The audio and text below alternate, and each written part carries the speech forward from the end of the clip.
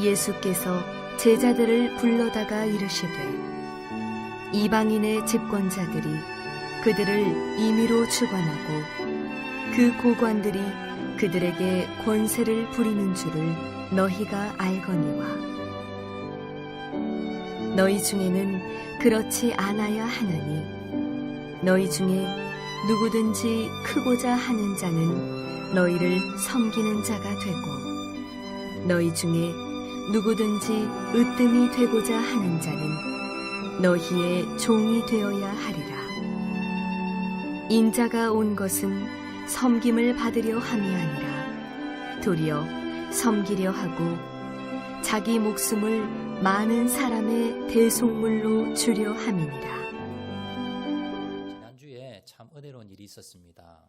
우리 이여전도회에서 저에게 연락이 왔어요. 목사님, 우리 더운 여름인데 너무 폭염이 심한데 우리 어르신들 보식을 좀 보양을 해드리기 위해서 삼계탕을 이여전도회에서 좀 만들어서 갖다 드리면 어떻겠습니까? 라고 전화가 온 거예요. 그래서 아니 더운 여름에 참 그 주방에서 일하는 게 좀 힘이 드신데 괜찮겠습니까? 그러니까 아니 좋답니다. 그래서 제가 이제 그러면 이제 만들어 주시면 교육자들이 배달을 하겠습니다. 해서 지난 금요일 날 우리 이여전도회 회원들이 나오셔서 교회에서 땀을 펄펄 흘리시면서요. 또 마스크까지 끼시고 그리고 주방에서 땀을 펄펄 흘리시면서 그러면서 삼계탕 40마리를 이렇게 장만을 하셨습니다. 그래서 저하고 우리 강석훈 목사님하고요. 오후에 우리 어르신들 다니면서 방방마다 다니시면서 우리 집 방문해서 이렇게 한 마리씩 이렇게 전달을 해드렸습니다. 한 마리씩 뭐 별것 아닐 수 있지만 그러나 우리 받는 분들 너무나 감사하고요. 또 그렇게 마음을 쓰고 또 그렇게 섬긴다는 것이 참 얼마나 감사한 일인지 모르는 것입니다. 코로나가 장기화되면서요. 교회들 가운데 이 섬김의 자리가 좀 많이 없어졌습니다. 식당도 운영을 안 하고요. 그리고 여러 가지 모임도 없어지면서 점점점 우리가 섬김의 자리 자체가 섬길 수 있는 그러한 자리 자체가 많이 없어져 버렸습니다.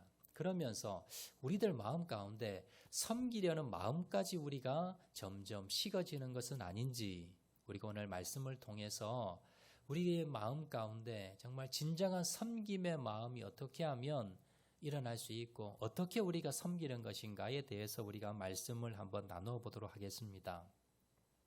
우리나라에 들어온 선교사님들이 많은데요.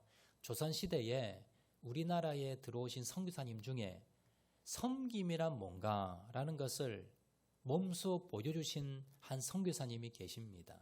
그 이름은요. 엘리자베스 요한나 쉐핑이라는 미국 선교사님입니다. 한국 이름으로 서서평이라는 선교사님인데 우리 영상을 통해서 먼저 이분이 어떤 분인가 우리가 한번 만나보도록 하겠습니다. 우리 영상 상영 부탁합니다.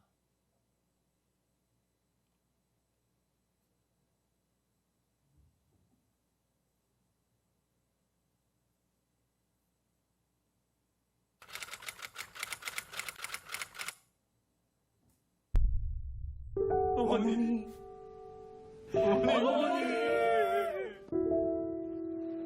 1934년 여름 전라도 광주에 수백 명의 거린들과 나병 환자들이 이 소식을 듣고 어머니라 부르짖으며 모였습니다. 어머니. 그녀는 광주의 어머니였고 고아의 어머니였으며 과부의 어머니였고 나병 환자들의 어머니였습니다. 조선의 어머니로 살다 간 푸른 눈의 여인 엘리자베스 쉐핑, 한국 이름 서서평. 1912년 봄 32세의 나이에 간호선교사로 조선에 온 서서평 선교사는 전라도 광주에서 조선의 참담한 가난과 질병을 마주하게 됩니다.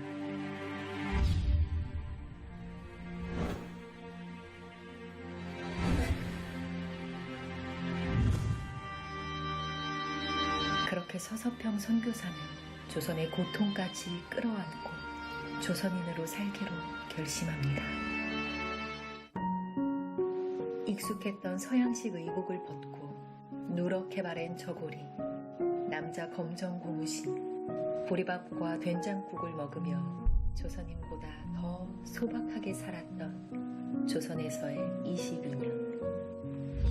서석평은 1년 중 100일은 나귀를 타고 전라도 일대를 다니며 치료와 도움의 손길을 건넸습니다. 특히 가장 소외받았던 나병 환자들을 치료해 주었습니다. 뿐만 아니라 당시 이들을 강제 불임으로 만들어 씨를 말리려던 조선 총독부로부터 보호하여 지금의 소록도에서 나병 환자들이 치료받을 수 있는 여건을 마련했습니다. 제대로 된 이름조차 없었던 여성들을 가르치기 위해 조선 최초의 여성 신학교인 이일학교를 세우고 여성들을 간호사로 양성하여 현 대한간호협회의 전신인 조선 간호부회를 조직했습니다. 평생 결혼하지 않았지만 고아 14명의 아이를 입양하여 어머니가 되어주었고 오갈 데 없는 38명의 과부들과 함께 살았습니다. 당시 선교사들의 생활비 3원, 그중 30분의 1만 자신의 생활비로 사용하고 나머지는 가난한 사람들에게 베풀어 주었습니다. 내일 나 먹기 위해 오늘 굶는 사람을 그대로 못 본 척 할 수 없으며 옷장에 옷을 넣어두고 당장 추위에 떠는 사람을 모른 척 할 수 없습니다. 그렇게 조선인들에게 다 나눠주었던 서서평은 52세의 젊은 나이에 죽게 되는데 정작 그녀의 사인은 과로와 영양실조, 그리고 그녀가 전 재산으로 남긴 것은 거린에게 나눠주고 남은 담요 한 조각, 동전 7점, 강냉이 가루 2호, 그리고 심지어 그녀의 시신까지도 조선의 의료 발전을 위해 연구용으로 기증합니다. 조선 사람들에게 모든 것을 주고 떠나간 그녀의 침상 머리맡에 한마디의 글귀가 적혀 있었는데 성공이 아니라 성김이다. 서서평 부인은 다시 살아난 예수님이었습니다. 그녀는 자신의 온 생을 다 바쳐 예수님이 원하시고 기뻐하시는 뜻이 무엇인지 우리에게 보여주었습니다.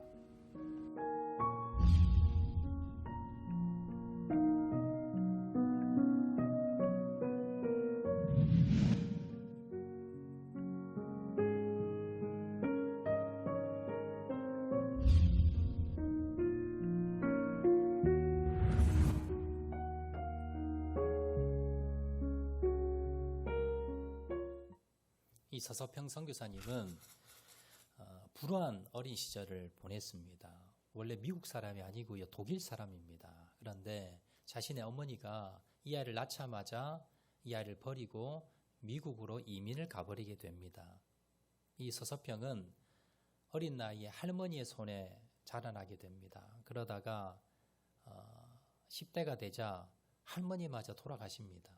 더 이상 이제 키워줄 사람이 없어서 어머니를 찾아 미국으로 홀로 다시 넘어가게 되지요. 근데 어머니가 이 서서평 선교사를 받아주질 않습니다. 그래서 결국 혼자 독학을 해서 간호사까지 되었습니다. 일찍 예수님을 만났고 예수님 제자가 되어서 자신의 삶을 헌신하겠다고 헌신을 했는데 어느 날 이 조선이라는 나라에 대해서 듣게 됩니다. 이 조선이라는 아시아의 작은 나라가 있는데 가난하고 병들고 굶주린 사람들이 너무 많고 예수님을 몰라 죽어가는 영혼들이 너무나 많다라는 소식을 듣고는 이 가슴이 아파오게 됩니다. 아, 불쌍한 사람이 많다? 내가 가서 그들을 위해 헌신해야지. 그리고 1912년에 배를 타고 20일 동안 배를 타고 이제 조선이라는 나라에 들어오게 되는데 어디가 제일 힘들고 어려울까 수소문해서 그가 정착한 곳이 전라남도 광주입니다.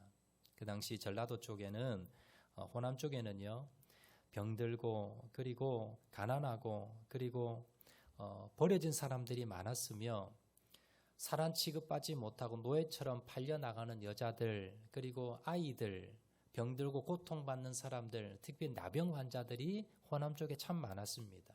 그래서 그녀는요, 평생토록 이 사람들을 안아주고 섬겨주고 그리고 이들을 치유하고 보살펴 주었습니다.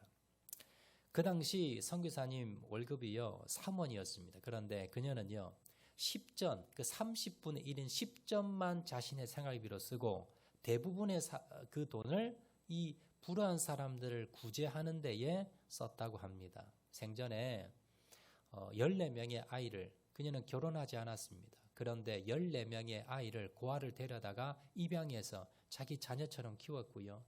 집안에서 쫓겨나서 갈 데 없는 과부들 38명을 데려다가 돌보면서 함께 생활을 했습니다. 사진 한번 보여주시지요. 우리 서서평 선교사님 처음에 이제 아마 미국에서 찍었던 사진 같고요. 오른쪽은, 왼쪽은 이제 나이 들어서 이제 사역하면서 한국에서 찍었던 사진 같고요. 다음 사진 한번 보여주시기 바랍니다. 다음 보시면 이제 한국에서 저렇게 한국 사람처럼 살기 위해서 옷도요 우리 저고리를 입고 또 신은 고무신을 신고 그러면서 된장국에 보리밥을 먹으면서 서양식 집에 사는 것이 아니라 서양 옷을 입지 않고 서양 음식을 먹지 않고 철저히 22년 동안 조선 사람으로 살아가면서 그렇게 헌신하면서 살았다고 합니다. 이름을 서서평이라고 지었는데 이 뜻이 뭐냐면요. 천천히 평화롭게 이런 뜻입니다. 왜냐하면 이 선교사님이 성격이 엄청 급했대요. 그래서 자신의 급한 마음을 다스리기 위해서 서서평이라고 자신의 이름을 지었고 그리고 조선 사람으로 아예 평생을 그렇게 살겠다고 결심하고 살았던 분입니다. 자신은요, 한 번은 이제 안식년이 되어서 자신이 고국으로 돌아가는데 이 서양 옷이 이제 다 버려서 없는 겁니다. 그래서 무슨 옷을 입었느냐? 저고리, 한복 저고리 입고요. 고무신을 신고 그리고 이제 미국을 간 겁니다. 미국에 이제 들어가서 안식년에 자기 버렸던 어머니를 찾아갔는데 그 행색을 보고는 어머니가 만나주지 않았대요. 그녀는 어머니에게 3번이나 버림을 받았지만 그러나 그 아픔을 가지고 사랑으로 승화를 시킵니다.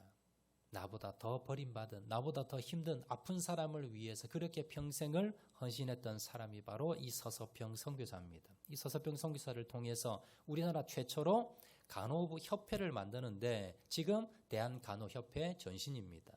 한국 최초로 여성신학교를 설립했는데 한일장신대학교 오늘날 전신입니다. 그녀를 통해서 소록도에 나환자 요양시설을 만들게 되었고 한국 근대화에 특히 이 나병 환자와 또한 우리 여성들의 인권을 위해서 크게 헌신했던 분이 바로 이 서서평 선교사입니다. 자, 그녀가 1921년에 미국에 있는 선교부에 선교 편지를 보내게 했는데 그 내용을 제가 잠깐 소개해드리겠습니다. 이번 여행을 통해서 선교를 통해서 한 달 동안 500명에 넘는 조선 여인을 만났습니다. 그런데 500명의 조선 여인 중에 자신의 이름을 가진 사람은 10명도 되지 않았습니다. 대부분 조선 여인들은 돼지 할머니, 개똥이 엄마, 큰년, 작은년 이게 자신들의 이름입니다. 남편들에게 노예처럼 취급받고 집안 모든 일을 도맡아 하면서 아들 낳지 못한다고 쫓겨나고 남편에게 폭행당하고 남편의 외도로 집안을 쫓겨나고 가난하다는 이유로 노예처럼 팔려다니는 것이 이 땅의 여인입니다. 이들에게 이름을 지어주고 한글을 깨우쳐주고 예수님을 전하는 것 이것이 저의 가장 큰 기쁨입니다. 이 선교 편지입니다. 이 선교사님은요 1934년 6월 광주에서 돌아가시게 되는데 그 사인이 영양실조입니다. 미국에서 충분히 생활할 수 있는 돈을 사역할 수 있는 돈을 받았지만 자신을 위해 쓰지 않고 많은 죽어가는 사람들을 위해서 다 먹이고 입히다가 정작 자신은 영양실조로 54살에 조선에서 사역 22년을 마치고 소천하시게 됩니다. 우리 무덤 있는 그 우리 묘비 사진 있지요. 예. 전라도 광주에 가면 선교사님 묘지가 있는데요. 거기에 묻혀 있는 서서평 선교사님의 묘비입니다. 저 작은 곳에 자신의 22년의 삶을 마감하고 저곳에 지금 묻혀 있습니다. 자, 그녀가 죽고 난 뒤 자신의 시신은요, 사실 그 해부 연구용으로 기증을 해버렸습니다. 그리고 그녀가 죽고 난 뒤에 광주시 최초로 10일 동안 시민장으로 그렇게 성대하게 장례식이 진행이 됩니다.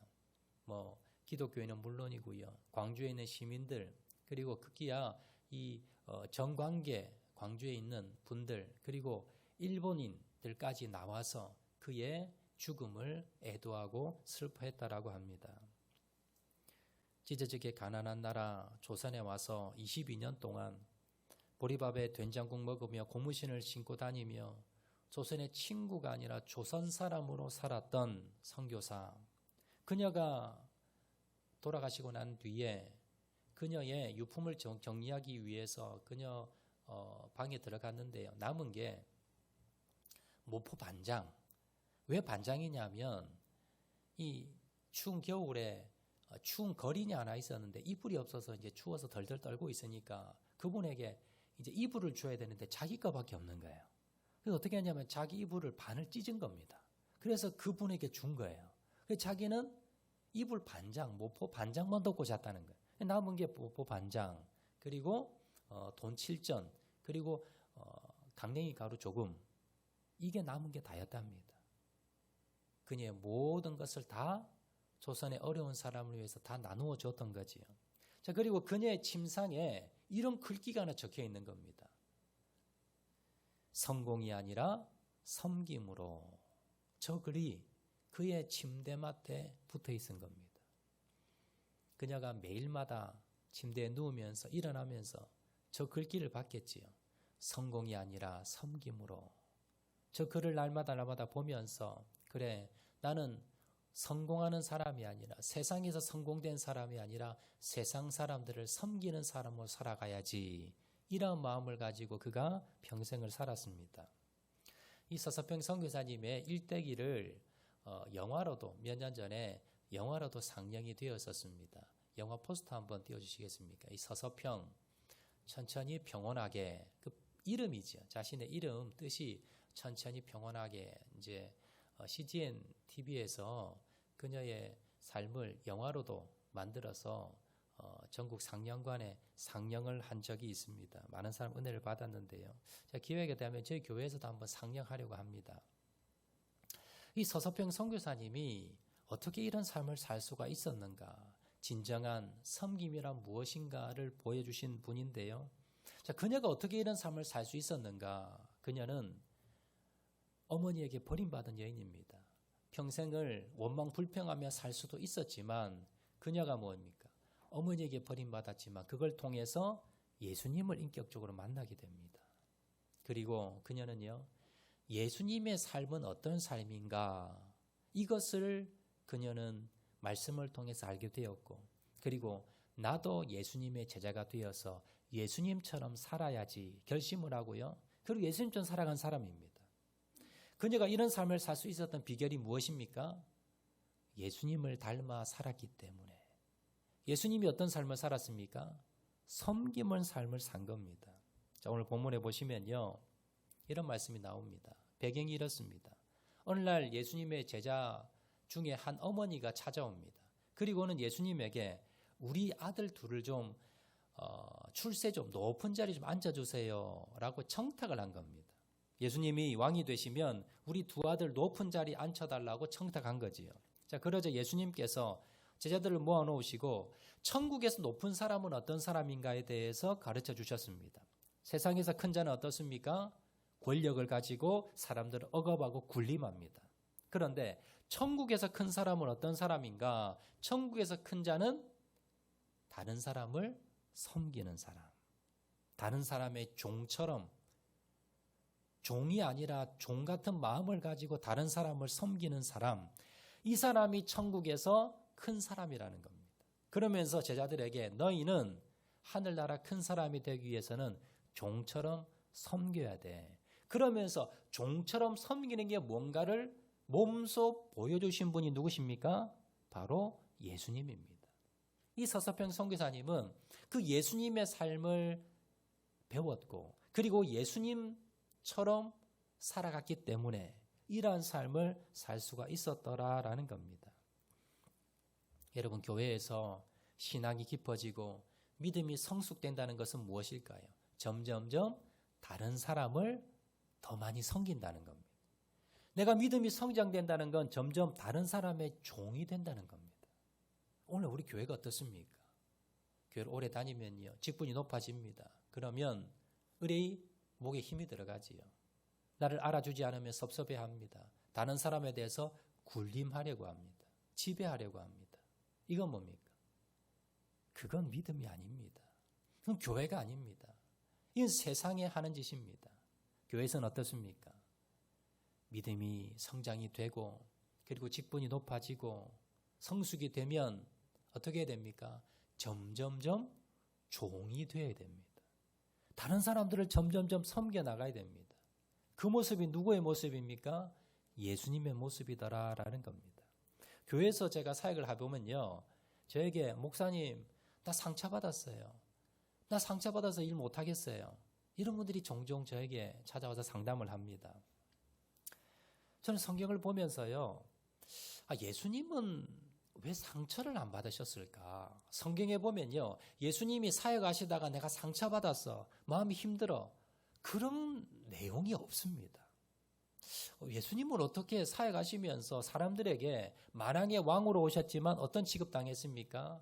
손가락질 당하고 그리고 욕하고 그리고 쫓아내고 침뱉고 조롱당하고 채찍에 맞고 십자가에 달려 돌아가셨습니다. 왕이 행차를 했는데 사람들이 손가락질하고 조롱을 합니다. 그럼요, 상처받아요.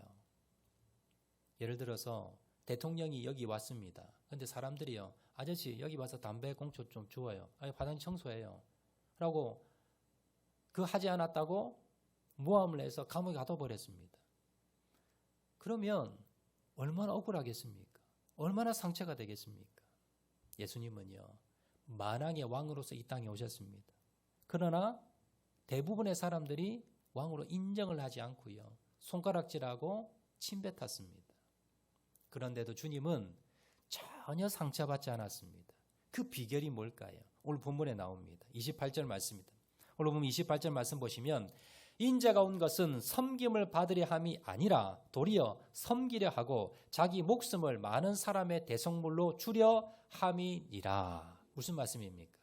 예수님은요, 아예 이 땅에 오시면서 마음을 먹은 겁니다. 나는 대접 안 받을 거야. 나는 종으로 이 모든 이 땅의 백성들을 섬길 거야. 그리고 내 목숨을 내줄 거야. 이게 목적이었다는 겁니다.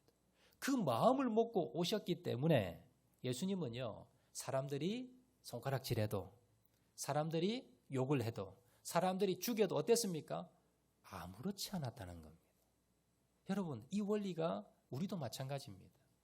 여러분, 왜 교회에서 봉사하다가 왜 상처받을까요? 왜냐하면요, 여러분, 대접받으려는 마음이 있어서 그렇습니다. 내가 누군데, 내가 교회에 얼마나 오래 다녔는데, 내가 얼마나 공로가 큰데, 내가 직분이 어떤데, 내가 대접을 받으려는 마음이 있기 때문에 상처도 받는 겁니다. 사람들이 대접해 주지 않으니까요. 여러분, 종들은요, 상처받지 않습니다. 요즘에 종이 없겠지만 예전에는요, 종들은 어떻습니까? 원래 종 취급을 받기 때문에 자신은 뭡니까? 아무렇게나 대하고 상처를 주어도 받지를 않습니다. 나는 종이니까, 원래 상처받는 사람이니까, 그런 대접받는 사람이니까. 그래서 상처를 받지 않는다는 겁니다. 여러분, 교회에서 상처받지 않고 섬길 수 있는 비결이 무엇입니까? 대접받지 않으려고 생각하면 됩니다. 나는 종이야. 나는 이 교회 종이고 나는 이 교회 머슴이야. 예수님처럼 이 교회에서 나는 섬기는 사람이야. 나는 이 교회에서 죽어야 돼. 이 마음만 가진다면 교회든 가정이든 어디든 여러분 가셔도요, 전혀 상처받지 않습니다. 이것이 예수님께서 섬기셨던 비결입니다. 오늘 본문을 통해서 우리는요, 예수님은 이러한 종의 마음을 가지고 섬겼기 때문에 예수님은요, 이 땅에 오셔서 섬김의 모습으로 살 수 있었다는 것을 기억을 하시고, 그러면서 예수님은 어떻게 그러면 이러한 섬김의 자리까지 갈 수가 있었는가? 어떻게 예수님은 이러한 섬김을 우리에게 보여주셨는가? 그 예수님의 섬김의 특징에 대해서 오늘 세 가지를 한번 살펴보도록 하겠습니다. 예수님의 섬김의 특징입니다. 성경에 나타난 첫 번째는요, 예수님은 어떻게 섬겼는가? 항상 섬길 준비가 되셨습니다. 이게 참 중요합니다. 자, 마태복음 20장에 보시면 예수님이 여리고로 가시다가 두 사람의 소경을 만납니다. 그들이 다윗의 자손 예수여 나를 불쌍히 여기소서라고 소리 질렀는데요, 제자들이 가서 제압을 하지요. 야, 가만히 있어. 자, 그런데 예수님은 그 소리를 들으시고 머물러 서셔서 그들을 부르시게 됩니다. 자, 마태복음 20장 32절 말씀 보시면 예수께서 머물러 서서 그들을 불러 이르시되 너희에게 무엇을 하여 주기를 원하느냐? 예수님은요, 원래 목적이 이 사람들을 지금 고쳐주기 위해 가시는 길이 아니었습니다. 원래 목적이 있었습니다. 그런데 가는 길에 갑자기 이 사람들이 나타나게 됩니다. 이 맹인들이. 그런데 예수님께서는요, 가는 길을 어떻게 했다고요? 머물러 서서. 가다가 머물러 섰다는 겁니다. 왜요? 그 소리에 관심이 있었기 때문에. 제자들은요, 그 소리에 관심이 없기 때문에 그냥 무시했습니다. 그리고 조용히 하라고 입을 막았습니다. 그런데 예수님은요, 그 소리가 들렸고 그 소리가 귀에 들어왔습니다. 그리고 관심이 있었습니다. 그래서 그들을 앞으로 데려다가 그들의 소리를 듣게 됩니다. 내가 너희에게 무엇을 해주기 원하느냐? 예수님은 항상 섬길 준비가 되어 있는 분입니다. 지금 예약을 받고 예약을 해서 몇 월 몇 시에 내가 찾아오겠습니다. 예약받고 고쳐준 적이 한 번도 없습니다. 예수님은. 갑자기 찾아오고요. 사람들이 갑자기 몰려오고 갑자기 연락이 옵니다. 그런데 예수님은요, 거절한 적이 없어요. 즉각 가서 도와주세요. 섬겼다는 겁니다. 이거 뭘 의미합니까? 예수님은요, 항상 섬길 준비가 되어 있다는 겁니다. 우리는 어떻습니까? 우리는 바쁩니다. 교회에서 집사님 이번에 뭐 이것 좀 해주세요. 목사 올해 바빠서 못해요. 나 바빠서 시간이 없어요. 왜 우리는 섬기지 못하느냐? 섬길 준비가 되어 있지 않다는 겁니다. 그리고 섬김 대상에 대해서요, 관심이 없습니다. 예수님은요, 저 멀리 작은 소리를 할지라도 예수님은요, 섬기는 사람을 관심이 있습니다. 내가 오늘 누구 섬겨줄까? 내가 누구를 좀 도와줄까? 예수님의 관심은 온통 그런 사람입니다. 그래서 힘들고 어려운 사람만 눈에 들어옵니다. 제가 지난주에 저희 원로 목사님 더우신데 몸보신 좀 하시라고요. 보신탕 이렇게 한 그릇 제가 이렇게 포장을 해서 이때 갖다 드렸어요. 목사님이 이렇게 이런저런 이야기를 하시다가 이런 말씀을 하세요. 요즘 길에 가다 보면 이 뇌졸중으로 이 팔다리가 마비된 사람이 자꾸 눈에 보인다는 거예요. 저번에도 제가 광고 드렸듯이 원로 목사님께서 얼마 전에 이 뇌졸중이 잠깐 지나가셨습니다. 그래서 잠깐 이제 입원을 하시고 지금 이제 많이 좀 회복이 되셔서 지금은 이제 한쪽 다리가 조금 힘이 없으셔서 재활 치료받고 계십니다. 여러분 위해서 많이 기도해 주시기 부탁을 드리겠고요. 이 목사님께서 이렇게 뇌졸중을 본인이 한번 이렇게 알아보시니까 이제는 뭐예요? 지나가다가 뇌졸중 걸린 사람은 눈에 보인다는 거예요. 우리는요, 자신의 관심이 있는 사람이 자꾸 눈에 보이게 됩니다. 우리가 왜 섬기지 못하느냐 하면 관심이 없어서 그렇습니다. 교회에 내가 관심이 있고 내가 뭘 섬길까 관심이 있는 사람은요, 저 사람은 저걸 섬겨줘야지. 저 집사님 저게 지금 부족하구나. 우리가 섬기는 그 마음이 있으면, 그 준비가 돼 있으면요, 자꾸 뭐예요? 섬기고 싶은 곳이 자꾸 눈에 보이게 됩니다. 뭘 내가 섬겨야 되지? 모르는 사람은요, 섬김에 관심이 없어서 그렇습니다. 저 사람들에 대해서 관심이 없으니까 우리가 뭐예요? 그곳에 대해서 알지 못한다는 거예요. 여러분, 서서평 선교사님이 그 당시 1910년도입니다. 조선에 대해서 얼마나 세상 사람들이 알았겠습니까? 그런데 서서평 선교사는요, 이 가난하고 불쌍한 사람들에서 관심이 많은 거예요. 그러다가 조선에 대해서 듣게 되었다라는 겁니다. 여러분, 주님의 섬김에, 예수님의 섬김에 대해서 가장 먼저 우리가 알 수 있는 것을 배워야 될 것은 무엇이냐면 섬김에 대해서 준비가 되어 있어야 됩니다. 먼저 관심이 있어야 돼요. 내가 교회에서 뭘 섬길까? 우리 성도들 중에 누굴 좀 섬겨줄까? 저 사람이 뭐가 부족할까? 그걸 항상 뭡니까? 내가 관심을 가지는 겁니다. 그러면 섬김이 보입니다. 그리고요, 또 준비의 두 번째는 무엇입니까? 내가 여유가 있어야 돼요. 내 시간이 꽉 차 있으면 다른 사람 도와줄 시간이 없습니다. 그런데 우선순위에, 섬김의 우선순위를 두는 사람은요, 항상 내일보다 다른 사람을 도와주는 게 우선인 사람들은 언제든지 뭡니까? 도움의 손길이 왔을 때 도와줄 수 있는 겁니다. 예수님이 바로 그런 삶을 살았다는 겁니다.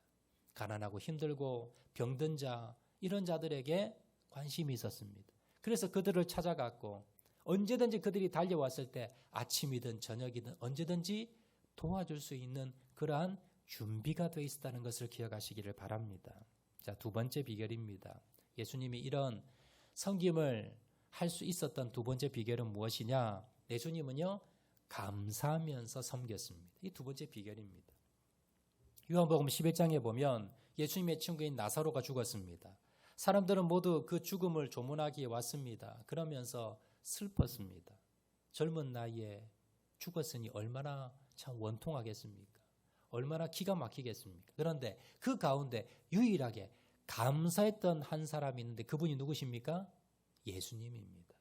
요한복음 11장 41절에 돌을 옮겨 놓으니 예수께서 눈을 들어 우러러 보시고 이르시되 아버지여 내 말을 들으신 것을 감사하나이다. 지금 살리기 전입니다. 살아나기 전입니다. 그런데 그 시체 앞에서, 그 죽음 앞에서 예수님께서는 어떻게 하셨습니까? 감사하셨습니다. 이뿐만이 아니라 예수님은요, 내 뜻대로 되지 않아도, 내 원대로 되지 않아도, 어떤 상황이라 할지라도 그 섬김의 자리에서 항상 어떻게 하셨다? 감사하셨습니다. 여러분, 우리가 교회에서, 가정에서, 직장에서, 어디에서 여러분 섬기실 때 가장 중요한 것은 무엇이냐면 내가 준비가 되어서 여러분 섬김을 한다고 할 때 가장 중요한 것은요, 감사입니다. 여러분 감사를 잊어버리면 섬기고 난 뒤에 어떻게 합니까? 시험 듭니다. 실컷 여러분 봉사하고 섬기고 난 뒤에 시험 들고요. 그리고 여러분 마음의 상처를 받습니다. 우리가 왜 교회에서 여러분 섬기고 상처받을까요? 왜 시험 들까요? 내가 교회 봉사할 때 나 월급 받고 내 유익을 위해서 섬기겠다는 아마 거의 없을 겁니다. 내가 참 교회를 위해서 주님을 위해 섬겨야지 라고 내가 열심히 섬겼습니다. 그러다가 언제 시험 드냐면요, 사람 때문에 시험 듭니다. 직분을 받았습니다. 그리고 또 봉사해야 될 부분을 내가 책임을 지고 열심히 정말 주님 바라보고 감사하면서 열심히 봉사했습니다. 그런데 다 마치고 난 옆에 보니까요, 조 집사님은 안 하는 거예요. 똑같이 직분 받았고 집사 받았고 똑같이 일을 나누었는데 나만 열심히 하고 옆에 보니까 저 사람은 놀고 있는 거예요. 저 사람은 자기 일 한다고, 돈 벌어 다닌다고, 아니면 자기 가정일 한다고 그러면서 일을 안 하는 거예요. 봉사 안 하는 거예요. 그걸 보자마자 어떻게 됩니까? 시험이 듭니다. 조금 전까지는 주님 바라보고 열심히 했습니다. 그런데 그 사람과 비교를 하면서 어떻게 됩니까? 시험이 드는 거예요. 나는 왜 이렇게 고생하고 저 사람은 왜 놀고, 그렇게 비교하다 보니 결국 어떻게 됩니까? 시험이 들고 그리고 신앙이 무너지고 교회 떠나는 사람도 있습니다. 여러분, 섬기면서 봉사하면서 제일 중요한 것 중에 하나가 무엇이냐? 다른 사람 바라보지 마세요. 사람 바라보지 마시고 비교하지 마시기 바랍니다. 남들을 비교한다는 것은 무엇이냐면 내가 누구를 바라보고 섬겼냐는 겁니다. 이 문제입니다. 내가 주님만 바라보고 섬긴다면요, 감사밖에 없습니다. 주님이 나에게 베푸신 그 은혜 때문에 내가 감사합니다. 그런데 내가 사람을 바라보면요, 비교하다 보면 시험이 듭니다. 결국 뭡니까? 내가 일하고 난 뒤에, 봉사하고 난 뒤에 시험이 들었다면 누구 바라보고 일한 겁니까? 사람 바라보고 일한 거라는 겁니다. 그 사람이 문제가 아니라 누가 문제입니까? 내가 문제입니다. 내가 주님 바라보고 일한 것이 아니라 사람 바라보고 일했다는 증거다라는 겁니다. 여러분, 그래서요, 항상 섬기실 때는, 봉사하실 때는 감사한 마음을 잃어버리면 안 됩니다. 그러기 위해서는 어떻게 됩니까? 오직 주님만. 다른 사람 바라보지 말고요. 다른 사람 어떻게 하든지 여러분 시험 들지 마시고 내가 주님 앞에 섬긴 겁니다. 이것만 바라보시면 여러분 감사밖에 없습니다. 시험 들 일이 없다라는 것을 기억하시기 바랍니다. 그래서 마태복음 6장 1절에 이렇게 말씀합니다. 사람에게 보이려고 그들 앞에서 너희 의를 행하지 않도록 주의하라. 그리하지 아니하면 하늘에 계신 너희 아버지께 상을 받지 못하느니라. 성경에서는요, 너희 섬길 때 사람 보러 바라보지 마. 사람과 비교하지 마. 사람의 말에 흔들리지 마. 주님만 바라보고 섬겨야 돼. 그래야 하나님께서 인정하셔. 그래야 하늘의 상급을 받을 수 있는 거야. 때로는 우리가 섬기다 보면요, 목사님도 알아주지 않고 장로님도 알아주지 않고 사람도 알아주지 않고 오해받을 때도 있습니다. 신경 쓰지 마시기 바랍니다. 걱정하지 마시기 바랍니다. 개의치 마시기 바랍니다. 내가 주님 바라보고 섬겼다면 하늘의 상급이 있습니다. 사람의 칭찬 받으면요, 하늘의 상급이 없다는 것 여러분 기억하시고 주님만을 바라보시고 감사함으로 섬기시는 저와 여러분 되시기를 주의 이름으로 축원드립니다. 마지막 세 번째입니다. 주님께서는요, 섬기시는데 끝까지 섬기셨습니다. 중간에 포기하지 않고 끝까지 섬겼습니다. 예수님이 십자가 위에서 뭐라 그러셨습니까? 내가 다 이루었다. 요한복음 19장 30절 보시면 예수께서 신 포도주를 받으신 후에 이르시되 다 이루었다 하시고 머리를 숙이니 영원히 떠나 가시니라. 예수님이요, 이제 사역을 다 마지막 클라이막스가 십자가에 달려 돌아가시는 건데 그때 예수님께서 뭐라 그러셨냐? 내가 다 이루었다. 성부 하나님께서 나에게 주신 사명, 내가 섬겨야 될 모든 일, 이건 뭐예요? 다 이루었다는 겁니다. 여러분, 이 말이 얼마나 여러분 하기 힘든 말입니까? 여러분 주님 앞에 갔을 때, 주님 앞에 섰을 때, 주님 앞에 주님이 나에게 맡기신 그 일, 사명 내가 다 이루고 왔습니다. 여러분, 이렇게 답변할 사람 몇 명이나 되겠습니까? 주님 앞에서는 아니더라도요, 여러분 올 1월에 올 연초에 받은 여러분의 직분 사명 지금까지 내가 상반기 동안 다 이루었습니다. 올 연말이 되어서 하나님, 내가 주님께서 나에게 맡긴 사명 올 1년 동안 맡기신 거요, 하나님 다 완벽하게 100% 다 이루었습니다. 이런 분들 몇 분이나 될까요? 중간에 하다가 힘들고 어려우면 그만둬 버립니다. 내팽개쳐 버립니다. 연초에 직분 맡고 사명을 맡고 내가 봉사를 맡았지만 중간에 바쁘다는 핑계로, 여러 가지 핑계로 그냥 놓아버리고 도망가 버린 적이 얼마나 많느냐는 겁니다. 우리는요, 한번 사명을 받았으면, 봉사한다고 마음 먹었으면, 임명이 되었으면 끝까지 그 자리를 떠나지 않고 지켜서 주님 앞에 주님, 제가 다 이루었습니다 라고 답변할 수 있는 저와 여러분 되시길 주의 이름으로 축원을 드립니다. 또 우리가 봉사를 하다 보면요, 끝까지 하지 못하는 이유 중에 하나가 무엇이냐면 이게 열매가 없는 겁니다. 예를 들어서 전도를 합니다. 1년을 나가고 2년을 나가고 3년을 나가도 한 명도 전도가 안 돼요. 내가 우리 남편을 위해서 기도했는데 변화가 없어요. 여러분, 그러면 무슨 생각이 듭니까? 아이, 그만 섬겨야지. 내가 우리 남편 전도한다고 이렇게 섬겼는데 내가 그만둬야지. 내가 저 영혼 위해서 내가 저렇게 섬겼는데 변화가 없는데 내가 그만둬야지. 낙심이 됩니다. 그때 주님께서 뭐라 말씀하십니까? 갈라디아서 6장 9절 말씀입니다. 우리가 선을 행하되 낙심하지 말지니 포기하지 아니하면 때가 이름에 거두리라. 여러분, 섬기시다가 1년이 되고 2년, 10년, 20년 되고 열매를 거두지 못했다면 낙심하지 마시기 바랍니다. 그 영혼에 대해서 포기하지 마시기 바랍니다. 때가 이름에 거둘 때가 있다는 겁니다. 이 말씀을 믿음을 가지시고 끝까지 주님 맡기신 영혼 섬기는 저와 여러분 되시기를 주의 이름으로 축원을 드립니다. 말씀 맺도록 하겠습니다. 코로나가 이제 거의 2년이 가까이 돼가지요. 그러면서 우리가 점점 섬김의 자리가 없어집니다. 그러면서 그냥 예배만 참석하고 가면서 우리 마음 가운데 섬김의 마음도 점점점 식어져 가고 있습니다. 여러분, 주님께서는요, 이 땅에 오신 목적이 섬기기 위해서 오신 겁니다. 주님이 우리를 부르신 목적이 섬기라고 우리를 부르신 겁니다.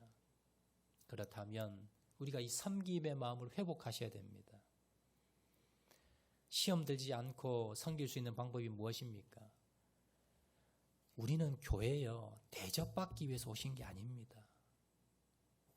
여러분, 왜 내가 상처받을까요? 대접받으려는 마음이 있어서 그렇습니다. 믿음이 성장이 되고 직분이 높아지고 교회를 오래 다니셨다면 점점점 종이 되시기 바랍니다. 나는 종이야. 나는 여기서 종 취급 당하는 게 뭐예요? 당연한 겁니다. 그 마음을 가지신다면 교회 안에서 상처받을 일 없다는 거 기억하시기 바랍니다. 그리고 주님은 어떻게 섬기셨나요? 첫 번째요, 항상 섬길 준비가 되셨습니다. 내가 뭘 좀 섬길까? 항상 관심사였습니다.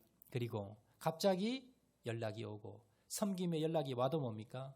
우선순위에 1번을 두는 겁니다. 그러니까 뭐예요? 내일이 아무리 바빠도 언제든지 섬길 수 있었다는 겁니다.